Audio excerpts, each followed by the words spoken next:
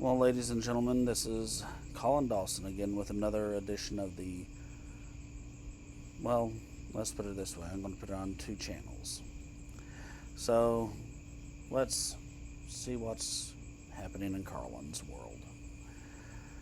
It's been a nice night. Had a fire out here, even though it's middle of August in the south. And about 80 to 78 degrees. Feels wonderful. It's been great up at reservation now and then whenever I've gone up there and seen the Cherokee and everything else that's there. Got some wonderful things there. It's been wonderful kind of walking around and being in my own world and started a new job. Can't say where it is because of YouTube restrictions at the workplace.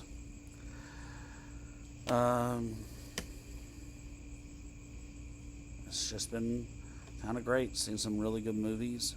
Blue Beetle was out. It was okay. Some others. And honestly, saw a couple of really good music songs out there. Richmond, north of Richmond, other things like that. Some people's been monitoring me pretty closely. It's kind of interesting. It's like, wow, y'all remember me? Did I make enough stir with whatever I did? Anyway, I'm going to try and sum this up really quickly. I mean, the first thing about being a prepper is knowing other cultures, everything else, and basically just being able to get along with others, knowing when others have sent you a message or anything else. I've had an arrow on my dresser in front of this television my parents bought me. They asked them not to, and I hardly ever use it. Probably should do it more now. And I had a bunch of potatoes cut up here at the first of the season, and there's been some things that's like maybe I shouldn't be on YouTube. Now it's like maybe I should have been on. Making a little diary or just logging whatever's there.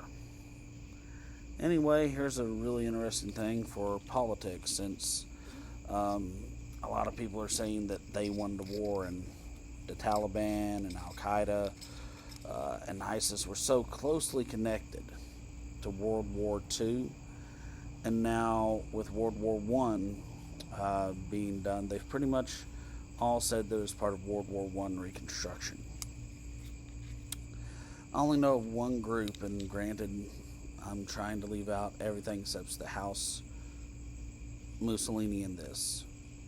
And they say that they run everything for the Latin houses and everything. They were the first tribe of every single other tribe, and all tribes descend from them. This arrow that I've had in front of there, I've only met 2 or 3 people with this. Whenever they disclosed it to the public, they've all died and their whole families. And I will say, I almost caught his blonde little self walking out. I know him. He supposedly snuck into the house as I was running around and my parents left the door open. He even turned back and looked at the dog and said, "You wanted it this way," because the dog wouldn't even bark at him.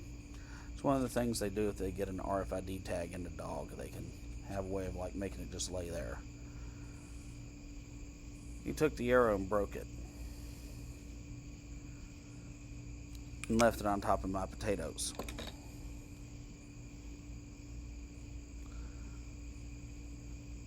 The one place that I watched this the most ever happen was there was a man who came on Cherokee Reservation.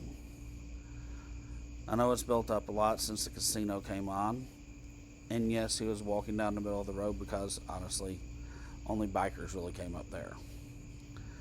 He was a person who supposedly was in espionage, World War I.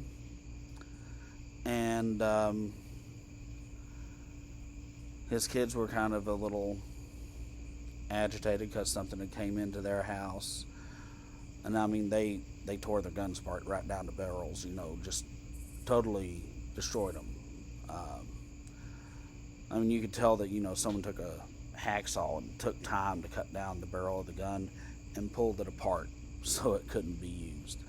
They were with him And the only thing that he really had, because he's like over World War One, and this is in the '80s, and over war, and it was the war to end all wars. The only thing he had was like a single arrow with looked like a field tip, and he had it out there, and he asked me to walk with him. He was one of the few up there at the time that had beards, and basically anyone who had a beard pretty much just disappeared all of a sudden.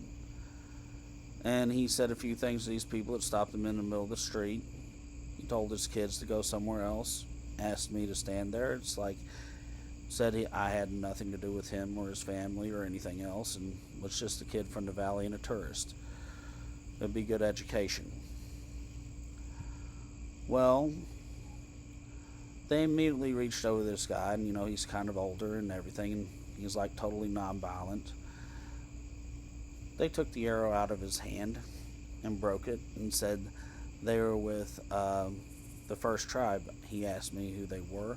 They said he's just a person from the valley. After they left, I told them that they were with the Musolinis from down in the valley. Within about a week to 10 days, this guy was dead with everybody else. They gave him his arrow back and told him that he had no ability to defend himself, any right, or anything.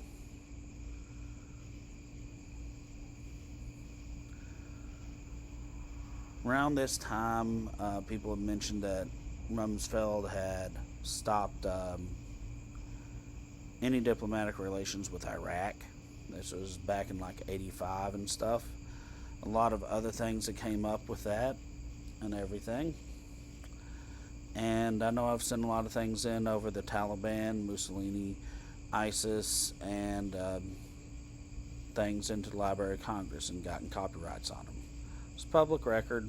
Maybe they classified some of it and everything else.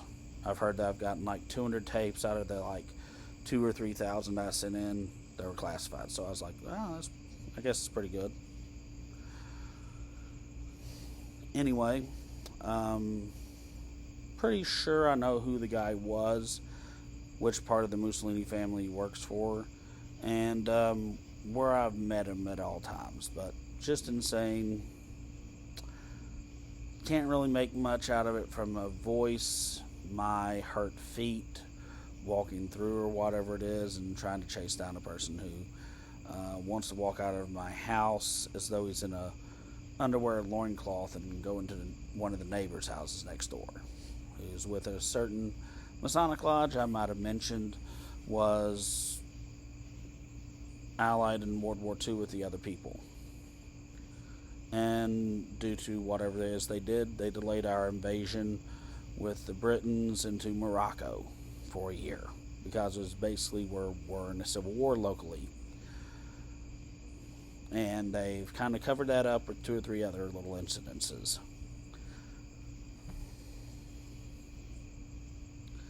Anyway, in saying this and moving right along with it, granted most of my stuff is dealing with black people in Africa and the central part of it for the family and everything else. If I do their stories, could say I wasn't expecting it, but I was. It's like, you. Bad foot day.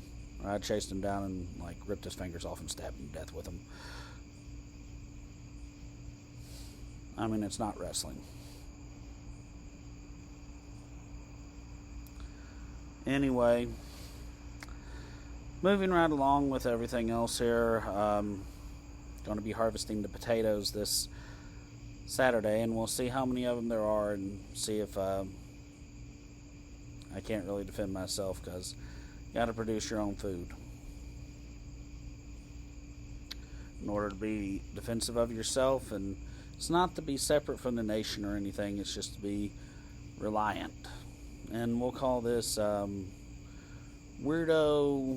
I mean, it's almost like, it's 11:23 on Tuesday, so it's like you're leaving terrific Tuesdays into weirdo Wednesdays, so this probably won't post until Wednesday, so we'll call it Weirdo Wednesday. And we'll just have this for it's a little prepping channel that I've got going, and everything else with it. While you are supposed to have like a really good defense system or something else like that in your house. You know, me being that I was in the shower and everything else, and he went in through the front door and picked this up. And I mean, I'm surprised he didn't cut himself on this and just snapped it over his knee. You gotta be pretty strong with a carbon arrow to break one. I tried it whenever I was like 13 or 14. And walked right out the garage door. So it's kind of like this. I guess we need to shower with a gun and make sure our shower's locked. Well, it's just the front doors. I've been having a lot of people tell me about how they can come into my house, come into my car at any times. I would recommend making sure you take out that electronic lock that they say that you can't have anymore in your car just because of safety if you do have a weapons to carry permit or anything like that, just so they can't throw a bag of cocaine in there and lock you away for 15 years. And that's really the value of cocaine.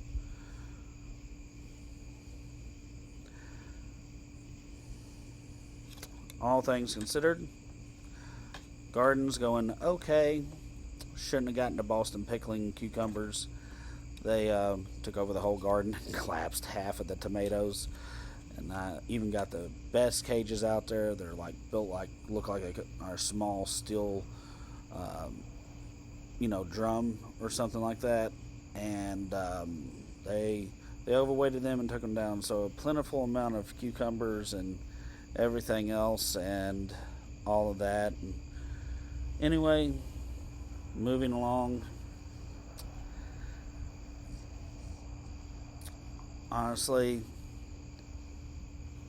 still got the smoke from the sacrificial fires going here.